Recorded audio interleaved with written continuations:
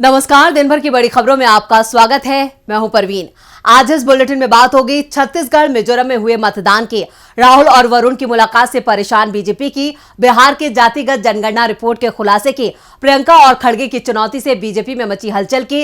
इसके साथ ही देखेंगे जाने माने कार्टूनिस्ट इरफान की किस खबर पर पड़ी तिरछी नजर, और बुलेटिन के आखिर में बाद सूचना आयुक्त की नियुक्ति में मोदी सरकार की हेराफेरी की। इसके साथ ही और भी कई बड़ी खबरों से आपको करवाएंगे रूबरू, लेकिन तमाम बड़ी खबरों से पहले एक नजर सुर्खियों पर। एमपी में कांग्रेस के प्रदेश अध्यक्ष कमलनाथ ने खिलाड़ियों को लेकर दिया बड़ा वचन। कहा, खिलाड़ियों को उच्च कोटि की खेल सुविधाएं उपलब्ध कराने के लिए कांग्रेस वचनबद्ध। सरकार बनने पर पदक लाओ पदक पाओ योजना शुरू करने की दी गारंटी।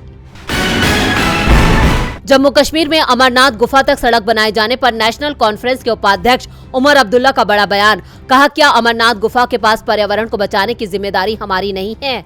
आज गाड़ी से यात्रा करने की क्या जरूरत? ऑड इवन पर घिरी दिल्ली की केजरीवाल सरकार, बीजेपी बोली यह आपका प्रचार एजेंडा। दिल्ली के उपराज्यपाल विनय सक्सेना ने कहा, आप सरकार ने ऑड इवन पर लोगों को गुमराह किया।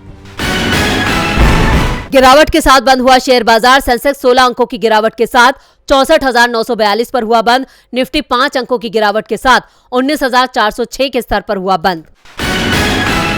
ये तो थी सुर्खियां, और अब बात आज की सबसे बड़ी खबर की। आज छत्तीसगढ़ और मिजोरम में विधानसभा चुनाव के लिए मतदान हुआ। छत्तीसगढ़ में पहले चरण के लिए 20 सीटों पर वोट डाले गए, तो वहीं मिजोरम में एक ही चरण में 40 सीटों पर वोट पड़े। तो दोनों राज्यों में कितने फीसदी हुआ मतदान और किस किस दिग्गज की किस्मत ईवीएम में हुई कैद, देखते हैं इस रिपोर्ट में। मिजोरम की सभी 40 और छत्तीसगढ़ की 20 सीटों पर आज वोटिंग का काम पूरा हो गया। छत्तीसगढ़ में पहले चरण में नक्सल प्रभावित क्षेत्रों में वोटिंग थी, इसलिए वोटिंग का समय भी बदला गया था। 10 सीटों पर दोपहर 3 बजे तक वोटिंग कराई गई, जबकि 10 सीटों पर 5 बजे तक वोट डाले गए। छत्तीसगढ़ में पहले चरण में लगभग 72% मतदान, जबकि मिजोरम में 79% वोटिंग हुई। छत्तीसगढ़ में सबसे ज्यादा वोटिंग उत्तर बस्तर में भानु प्रताप सीट पर हुई है। यहाँ 80% से ज्यादा वोटिंग हुई, जबकि बीजापुर सीट पर सबसे कम 41% वोट पड़े हैं। इसके अलावा अंतगढ़ में 71%, कवर्धा में 73%, केशकाल में 75%, कांकेर में 77% वोट डाला गया, जबकि कोंटा में सिर्फ 51% वोटिंग हुई। वोटिंग के आंकड़े बढ़ सकते हैं क्योंकि अधिकांश वोटिंग स्टेशन बेहद अंदरूनी क्षेत्र में थे। वोटिंग के बीच कांकेर, सुकमा, बीजापुर और नारायणपुर में नक्सली और सुरक्षा बलों के जवानों के बीच टकराव की खबरें आती रहीं, जिस कारण से कुछ स्थानों पर मतदान प्रभावित हुआ। इस बीच कई स्थानों पर वोटिंग लिस्ट में नाम नहीं होने और ईवीएम में खराबी की खबरें भी आती रहीं। बीजापुर में मारूबाका में बने पोलिंग बूथ पर एक भी वोट नहीं पड़ा, जबकि कवर्धा के पंडरिया विधानसभा क्षेत्र में एक बूथ पर वोटरों ने मतदान का बहिष्कार कर दिया। बाद में अधिकारी मौके पर पहुंचे। दूसरी ओर मिजोरम में भारी वोटिंग की खबर है। यहाँ 79% के करीब मतदान हुआ है।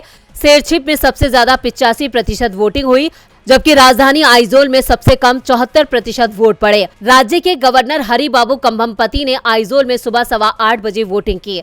मुख्यमंत्री जोरमथंगा सुबह 7 बजे के करीब वोट डालने आए थे, लेकिन ईवीएम मशीन में खराबी के चलते लौट गए। 4 घंटे बाद वापस आकर उन्होंने वोट डाला। वोटिंग के बाद मिजोरम कांग्रेस के अध्यक्ष लाल सवाता ने दावा किया है कि मिजोरम में कांग्रेस 22 सीट जीतकर पूर्ण बहुमत की सरकार बनाएगी। मिजोरम में अब नतीजों का इंतजार है, तो वहीं छत्तीसगढ़ में दूसरे चरण के लिए प्रचार तेज हो चुका है, जिससे देश का सियासी पारा चढ़ गया है। सियासी हलचल तो राहुल और वरुण की मुलाकात से भी तेज हो गई है। राहुल गांधी 3 दिन के केदारनाथ की यात्रा पर थे। उनकी ये यात्रा आज पूरी हो गई। राहुल वापस दिल्ली लौट आए हैं। इस यात्रा को उन्होंने पूरी तरह से निजी यात्रा बताया था, जिस कारण कोई राजनीतिक बयान नहीं दिया और न ही नेताओं से मुलाकात की। राहुल गांधी की केदारनाथ यात्रा भले ही निजी हो, लेकिन ये यात्रा सियासी सुर्खियों में छा गई है। राहुल गांधी की केदारनाथ यात्रा भले ही निजी हो, लेकिन ये यात्रा सियासी सुर्खियों में छा गई है, क्योंकि राहुल गांधी की तीर्थ यात्रा के अंतिम दिन जो हुआ उसने बीजेपी की बेचैनी को बढ़ा दिया है। राहुल गांधी केदारनाथ में थे, उसी दौरान बीजेपी सांसद वरुण गांधी भी अपने परिवार के साथ केदारनाथ धाम पहुंच गए। वरुण बीजेपी सांसद हैं। खबरों की माने तो राहुल गांधी की वरुण गांधी से मुलाकात हुई है। दोनों भाइयों की ये मुलाकात सियासत में चर्चा का विषय बन चुकी है। राहुल गांधी 5 नवंबर को केदारनाथ धाम पहुंचे थे। यहां पर उन्होंने सोमवार को भंडारा आयोजित किया और श्रद्धालुओं में प्रसाद बांटा था। इसके अलावा उन्होंने केदारनाथ मंदिर के पास स्थित आदि शंकराचार्य की विशाल प्रतिमा के दर्शन किए और पूजन किया, जिसके बाद उन्होंने केदारनाथ में शाम को होने वाली आरती में हिस्सा लिया। मंगलवार को उन्होंने रुद्राभिषेक किया और उसके बाद वो दिल्ली लौट गए। दूसरी ओर वरुण गांधी सोमवार की शाम को केदारनाथ पहुंचे। रात को उन्होंने यहां विश्राम किया और सुबह बाबा केदारनाथ के दर्शन किए।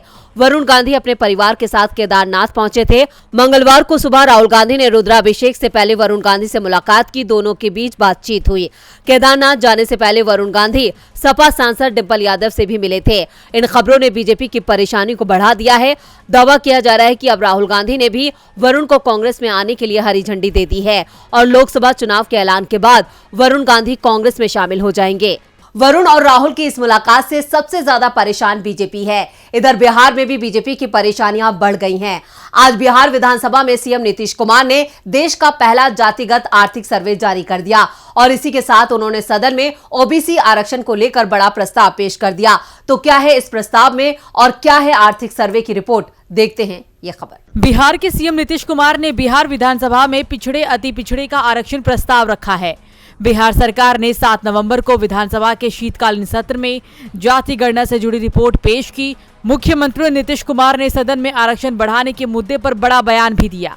उन्होंने मांग करते हुए कहा कि पिछड़े और अति पिछड़ों का आरक्षण बढ़ना चाहिए। इसके साथ ही सीएम नीतीश ने सदन में आरक्षण को 50 की जगह 65% करने का प्रस्ताव पेश कर दिया। EWS के 10% को मिलाकर आरक्षण 75% हो जाएगा। उधर नीतीश कुमार ने जाति गणना की रिपोर्ट पर सवाल उठाने वालों को भी जवाब दिया है। उन्होंने कहा कि कहीं कोई बोल देता है कि इस जाति की संख्या बढ़ गई तो उस जाति की संख्या बढ़ गई। ये बताएं कि जब इसके पहले जाति आधारित गणना हुई ही नहीं तो आप कैसे कह रहे हैं कि इस जाति की संख्या घट गई और उस जाति की संख्या बढ़ गई। ये बहुत बकवास बात है। ये सब नहीं बोलना चाहिए। जब भी हुआ है केंद्र सरकार ने कराया है। बता दें कि आज बिहार सरकार ने देश का पहला जातिगत आर्थिक सर्वे पेश किया। इस रिपोर्ट में बताया गया कि किस वर्ग और किस जाति में कितनी गरीबी है।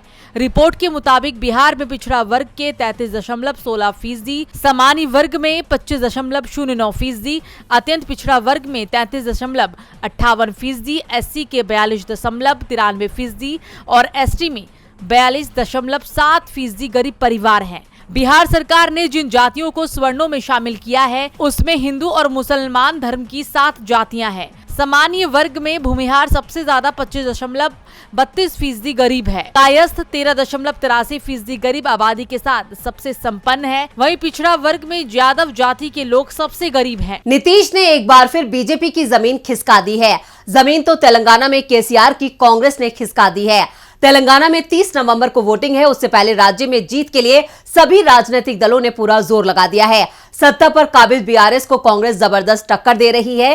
केसीआर को मात देने के लिए अब कांग्रेस ने अपना तुरुप का पत्ता चल दिया है। क्या है पूरी खबर, देखते हैं ये रिपोर्ट। तेलंगाना में इस समय चुनाव चालू है। सभी नेता एक दूसरे पर वार पलटवार करते हुए दिखाई दे रहे हैं।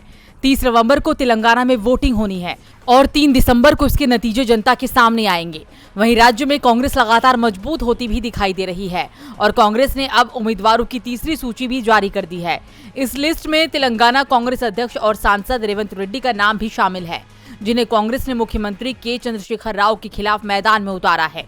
आपको बता दें कि रेड्डी और राव दोनों ही 2-2 सीटों पर चुनाव लड़ रहे हैं।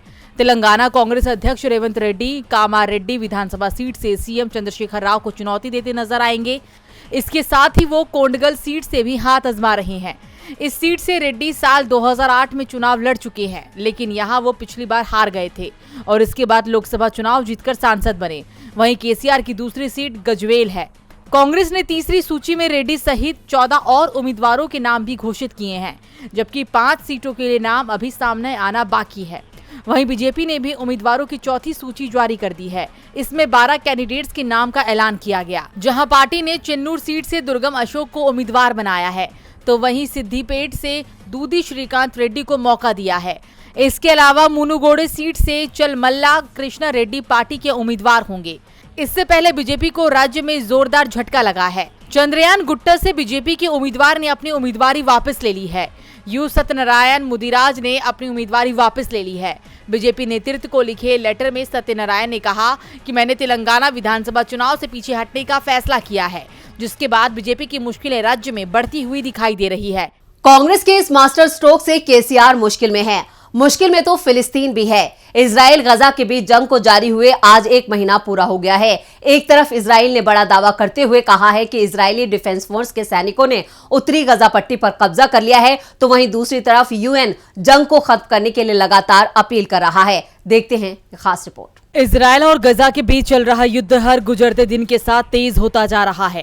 युद्ध विराम के आसार दूर दूर तक नजर नहीं आ रही हैं। दोनों देशों के बीच जारी संघर्ष में सबसे ज्यादा नुकसान आम नागरिकों को हो रहा है। इस बीच सभी प्रमुख संयुक्त राष्ट्र एजेंसियों के प्रमुखों ने इजरायल फिलिस्तीन के बीच चल रहे युद्ध में तत्काल मानवीय युद्ध विराम का आह्वान किया। यूएन एजेंसियों ने दोनों देशों के बीच चल रहे युद्ध को रोकने के लिए एक संदेश जारी किया।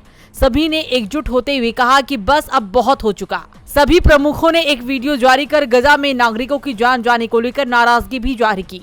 संयुक्त राष्ट्रीय प्रमुखों ने कहा कि लगभग 1 महीने से दुनिया इजराइल और फिलिस्तीनी क्षेत्र में उभरती स्थिति को देख रही है और जान गंवाने और बिखरने के बढ़ते आंकड़े से सदमे और दहशत में है। तो वहीं संयुक्त राष्ट्रीय महासचिव एंटोनियो गुटेरेस ने कहा कि गजा में गहन रूप धारण कर रहा टकराव दुनिया को हिला रहा है, क्षेत्र में उथल पुथल मचने की वजह बना हुआ है, जिससे बड़ी संख्या में मासूम जिंदगियां संकट में है। यूएन प्रमुख ने जोर देकर कहा कि इस बर्बर भयावह विध्वंस से बाहर निकलने के लिए तत्काल कदम उठाने की जरूरत है। इस बीच यूएन और साझेदार संगठनों में काबिज फिलिस्तीनी इलाके में करीब 27 लाख लोगों तक मानवीय सहायता पहुंचाने के लिए $1.2 अरब की अपील जारी की गई है। इजराइल के बाद देखते हैं कि जाने माने कार्टूनिस्ट इरफान की किस खबर पर पड़ी तिरछी नजर।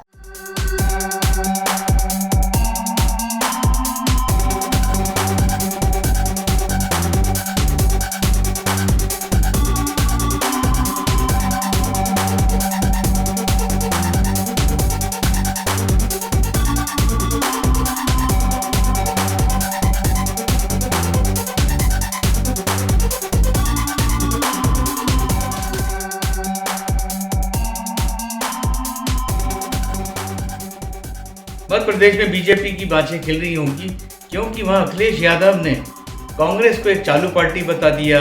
वहीं दूसरी तरफ बहन जी मायावती ने कहा कि कांग्रेस धन्ना सेठों की पार्टी है। अब भले ही ये दोनों कांग्रेस का मध्य प्रदेश में कुछ बिगाड़ ना पाए, लेकिन बीजेपी के लिए डूबते को तिनके का सहारा तो हो ही सकते हैं।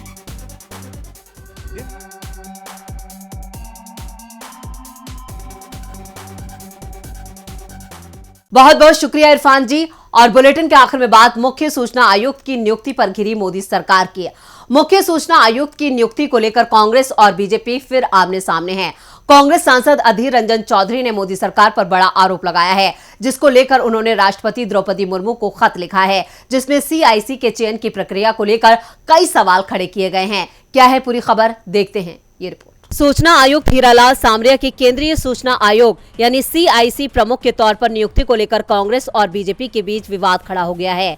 लोकसभा में विपक्ष के नेता और कांग्रेस सांसद अधीर रंजन चौधरी ने इसके खिलाफ राष्ट्रपति द्रौपदी मुर्मू को चिट्ठी लिखकर शिकायत की है। उन्होंने कहा है कि इस मामले में उन्हें अंधेरे में रखा गया।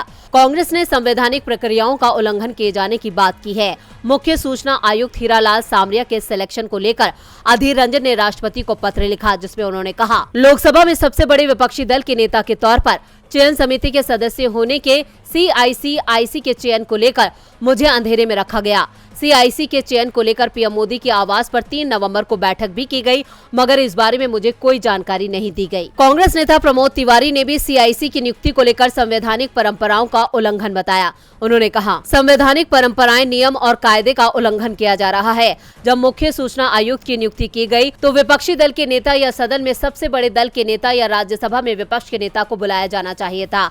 आचार संहिता लागू है, ऐसे में मुख्य सूचना आयुक्त की नियुक्ति असंवैधानिक और नियम और कायदे का उल्लंघन है। दरअसल राष्ट्रपति मुर्मू ने 6 नवंबर को सूचना आयुक्त हीरालाल सामरिया को केंद्रीय सूचना आयोग के प्रमुख के तौर पर शपथ दिलवाई। 3 अक्टूबर को वाई के सिन्हा के कार्यकाल की समाप्ति के बाद से ही ये पद खाली हो गया था। सीआईसी आरटीआई यानी सूचना का अधिकार कानून मामलों के सर्वोच्च अपीलीय प्राधिकरण है। सामरिया दलित समुदाय से आने वाले पहले व्यक्ति हैं, जिन्हें मुख्य सूचना आयुक्त के तौर पर नियुक्त किया गया है। तो आज इस बुलेटिन में इतना ही। देखते रहिए डीबी लाइव। नमस्कार।